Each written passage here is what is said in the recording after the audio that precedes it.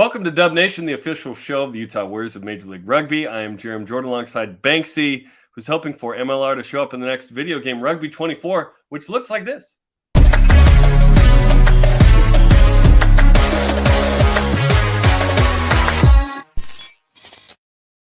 Look at that, including the Rugby World Cup in it, and soon to be, hopefully, fingers crossed, including Major League Rugby. How good for our boys to be in an international video game. It'd be sweet to have, I'm Lance Williams, and I'm just crushing fools. That sounds fun to me. I never played at that level. I never played at that level in real life, so if I could play at that level in a video game, let's send it. Hey, there you go. We're on the Utah Warriors Facebook, Twitter, and YouTube accounts. Subscribe to the podcast version on Apple Podcasts, Spotify, and SoundCloud. Listen to the show rebroadcast as well, weekly on ESPN 700 in Salt Lake City, because it's on the show today. Coming off a bye week, we'll recap round 4 around the league. We'll preview round 5. We'll talk to hooker Henry Bell, who scored on debut. The Kiwi finally with the team. Looked really good against Chicago.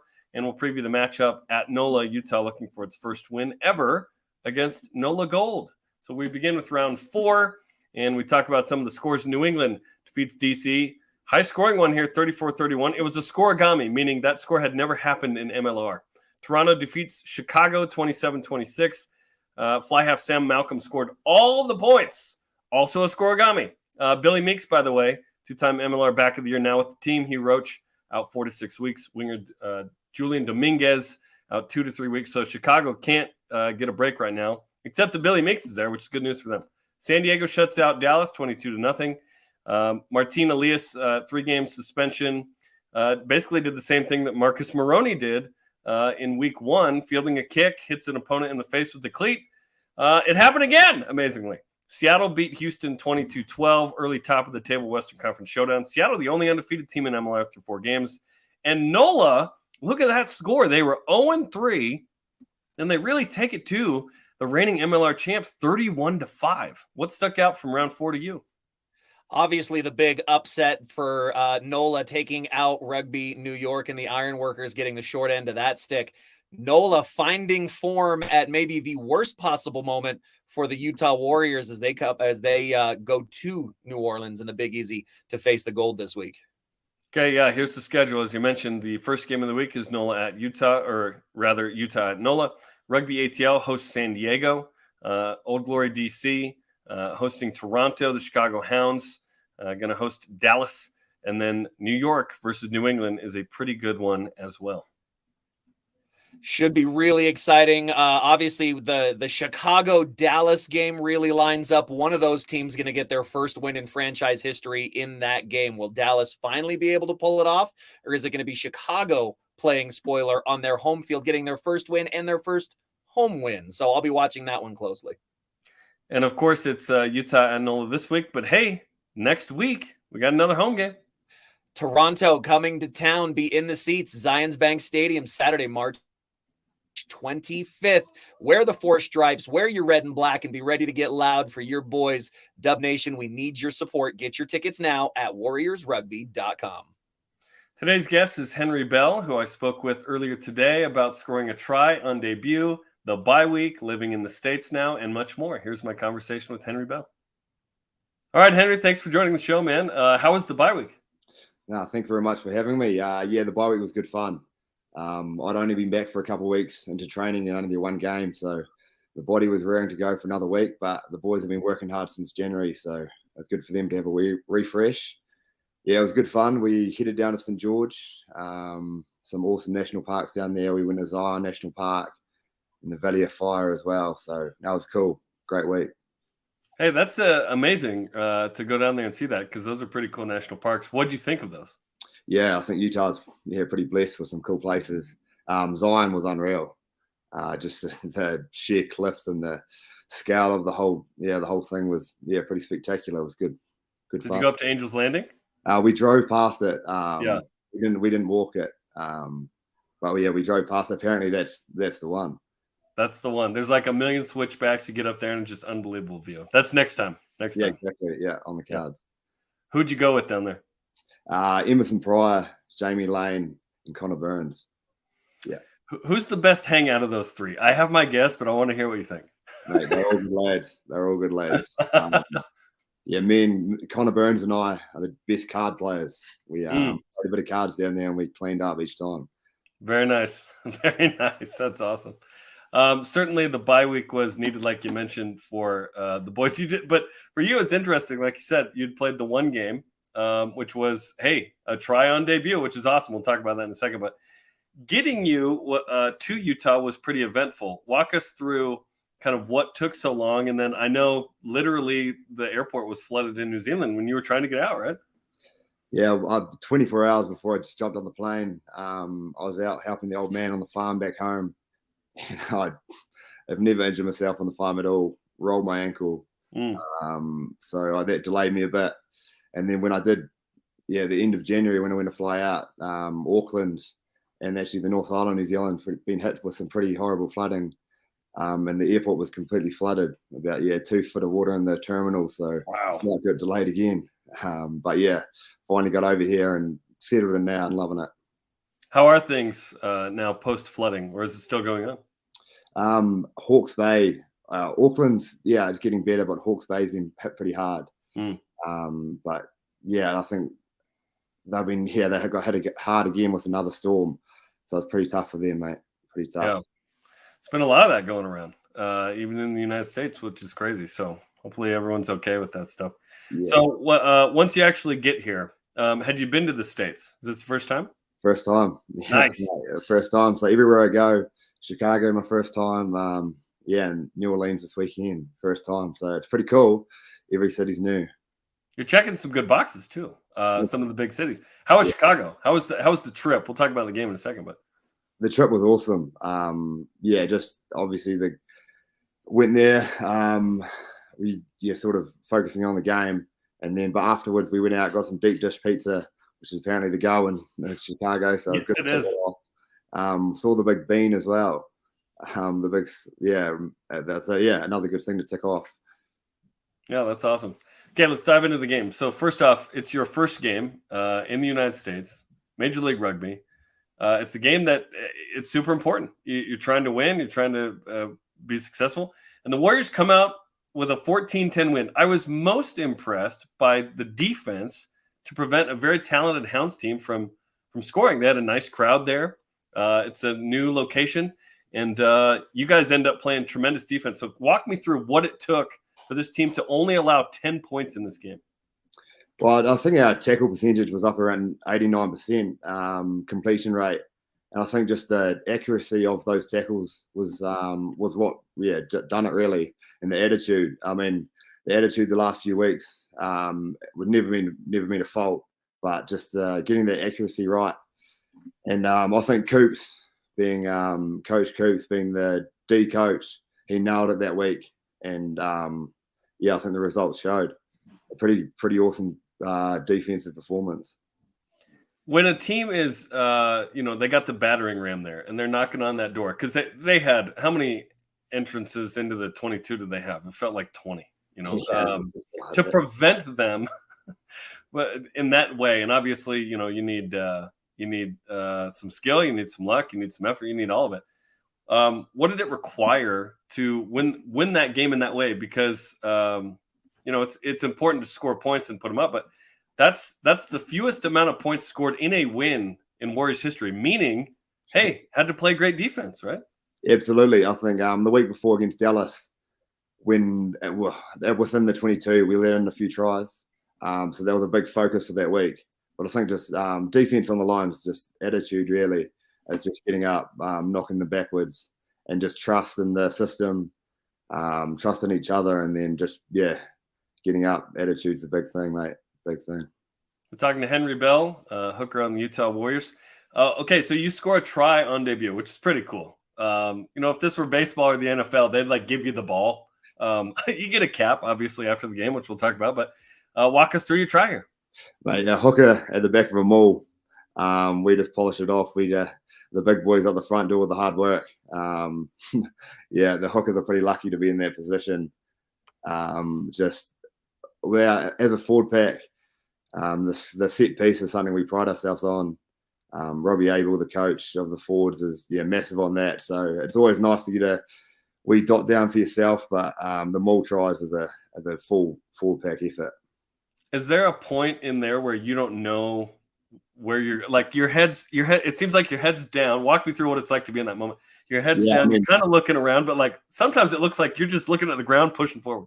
Oh, you can sort of feel it the way it flows, but it's a bit of an awareness thing, really, because you obviously don't want to be held up, whether you break away. So it's just a bit of a feel thing, really. But when you got a big pack in front of you like we do at the Warriors, it's nice going forward. That's awesome. And then, what's that feeling like once you kind of sense, and you got to know where you are too. Like, it's a 5 meter line out. You're like, okay, try line somewhere around. Oh, there it is. Yeah, no, you sort of got your eyes up. You can see the white line and you're just, ready to fall over it. That's awesome. What was it like to get your first cap? In the case of rugby, it's an actual cap that they gift you. Yeah, no, it's pretty special. Connor McLeod, who I live with here, presented it to me. And we actually played club rugby together about 4 or 5 years ago back in Dunedin.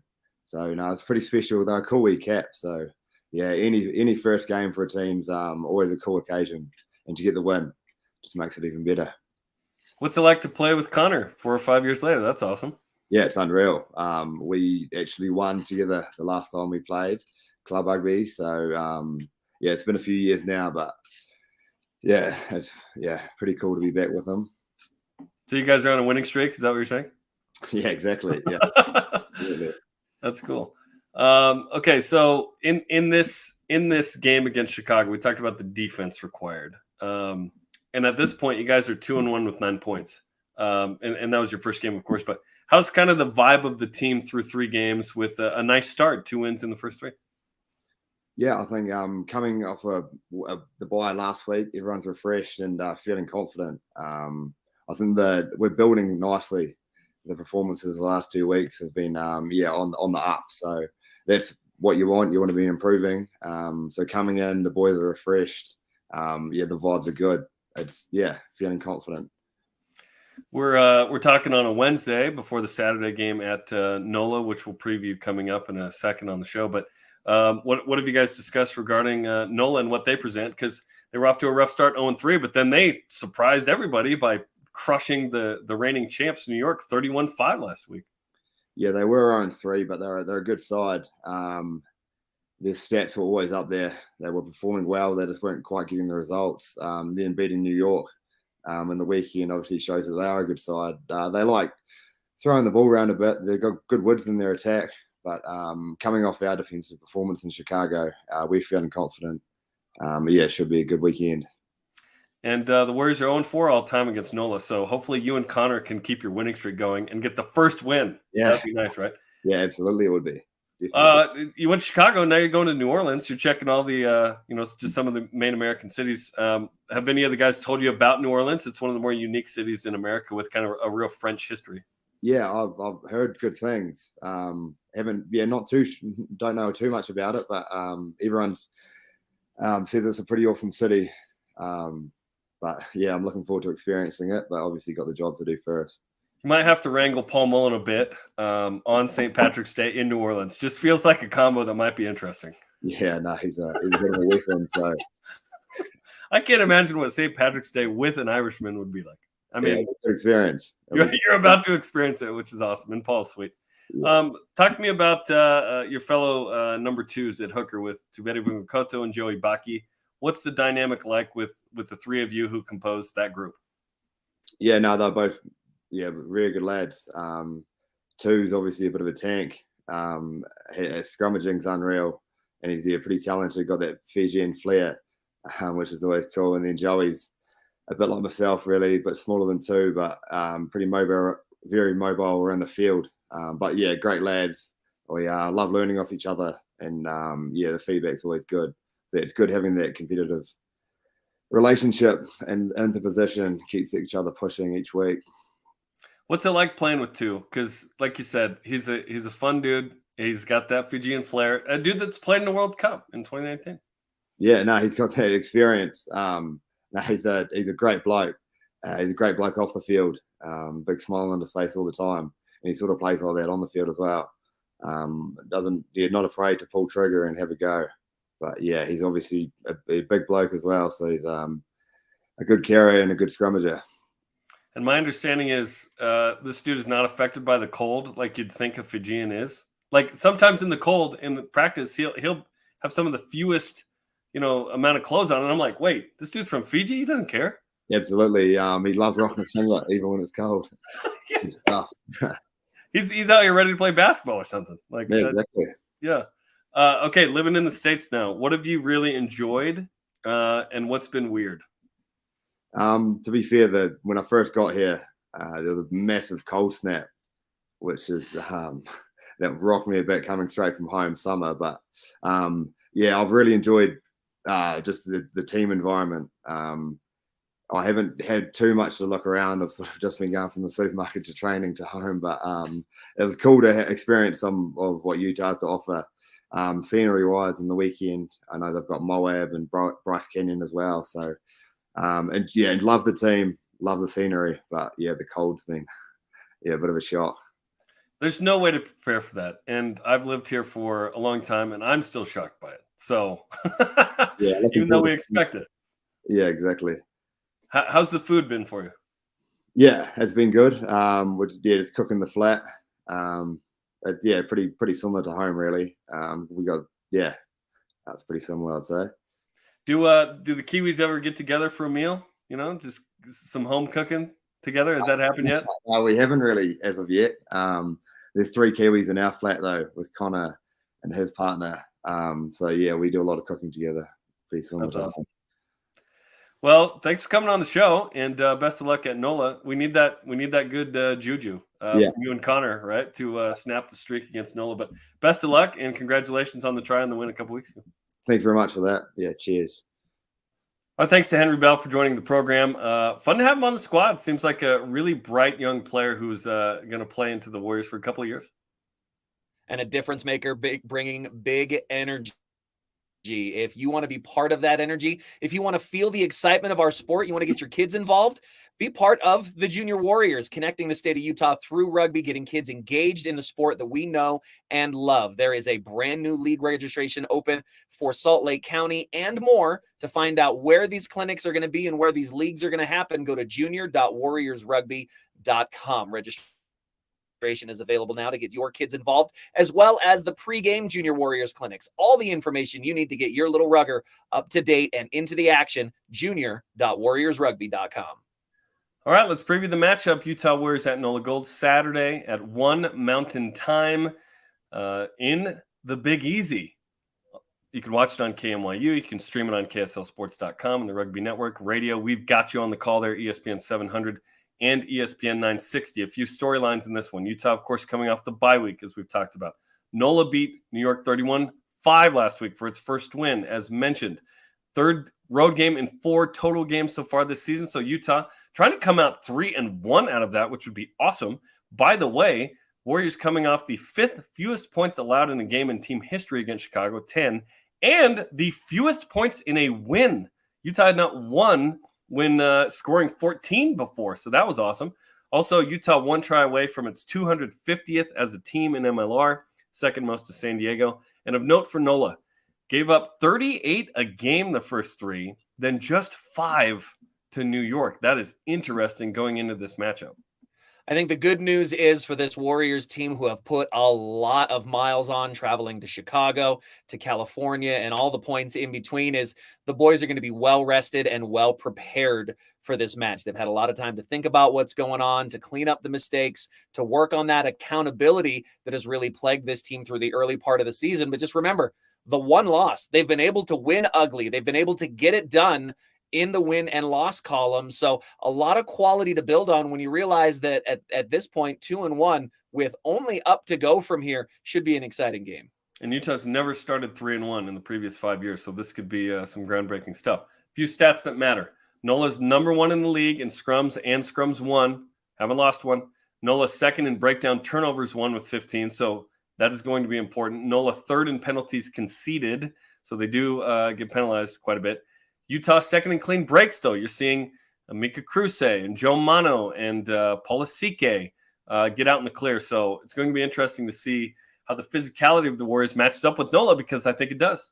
Well, they can be number one in scrums, but they've never faced the front rows that the Utah Warriors can put up in a formidable force with all of the experience from Angus McClellan, of course, Paul Mullen, Franco Vandenberg, Emerson Pryor, Tuveri Vungakoto, Henry Bell that we just talked to, Hank the Tank getting it done as the new hooker there. So there's a lot of firepower in this front row, and it's going to start with that forward pack. That's where a lot of the miscues have come for this Warriors team. So if we can get the same kind of continuity with the forward pack that the back line has, specifically with that back three on attack, if they can start connecting, this could be a long day for New Orleans. Okay, last meeting was back in 2021. They basically play every other year.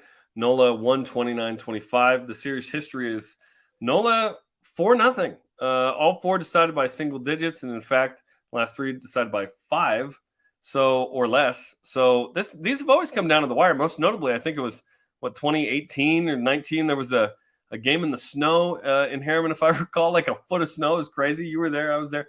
A couple players to watch. Rodney Yona, two tries versus New York, made all 4 conversions. Samoan International. He leads MLR in points right now with 34.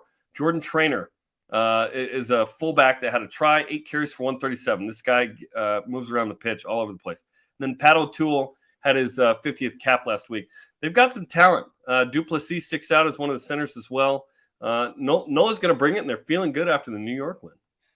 Quality team in NOLA Gold. Obviously, you don't hang 30 points on Rugby New York without having class and quality. I think the big difference in having Rodney Iona there playing 10 for them to marshal that team around the field, things are starting to work. But all of this is going to come down to strength on strength, and it's going to be the Utah Warriors forward pack versus NOLA Gold and that forward pack. I think really that's going to be the decider in this match.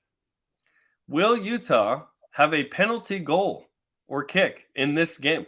Because they're the only team to yet to even attempt one so far. It's been a weird stat. Well, when you realize how many of these games have come down to 1 score or less, if there's 3 points on offer early, I would not hesitate to take those 3 points if I'm capping this team. So look for Bailey Wilson and Paul Lasike to make those calls, because through the stretch of an 80-minute game, getting 3, 6, even 9 points on the board early from kicks, we saw the difference it made for Toronto. It can make that same difference in the final scoreline for Utah this week against NOLA.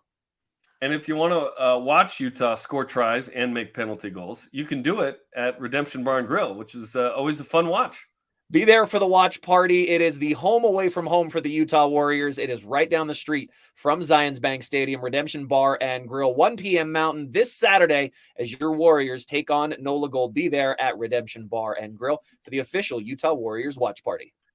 And we finish with this. Bloomberg reports Major League Rugby is, quote, exploring raising capital to fuel its growth, and, quote, in the amount of $100 million, which they asked Banksy for. You gave it to him. Nice work. Where do you see this going in the next 5 to 10 years as MLR continues to grow? The fact that Bloomberg is writing stories about Major League Rugby, even for that search for investment capital, is nothing but good news, I think, for Major League Rugby and its growth, because this is getting national attention. MLR is growing out of kind of that regional stage right now, where the big local businesses for a lot of these clubs have put in what they can put in sponsorship money. Now, with a report like Bloomberg, you're going to start seeing some big national and even international companies come in and financially support the league, which is only going to lead to significant growth because it allows for more infrastructure investment. The trickle-down effect from the top to the bottom in every single Major League Rugby market is going to be significant when that money starts rolling in. Okay, that'll do it for us. Like and share this episode of Dub Nation. Follow the Utah Warriors on social media. We'll see you Saturday for the Warriors at NOLA Gold, 1 Mountain Time on KMYU. We'll have the radio call on ESPN 700 and 960. Our thanks to Henry Bell. Today's show was produced by Mason Benson. For Banksy, I'm Jarom Jordan. We'll see you Saturday. Go Warriors.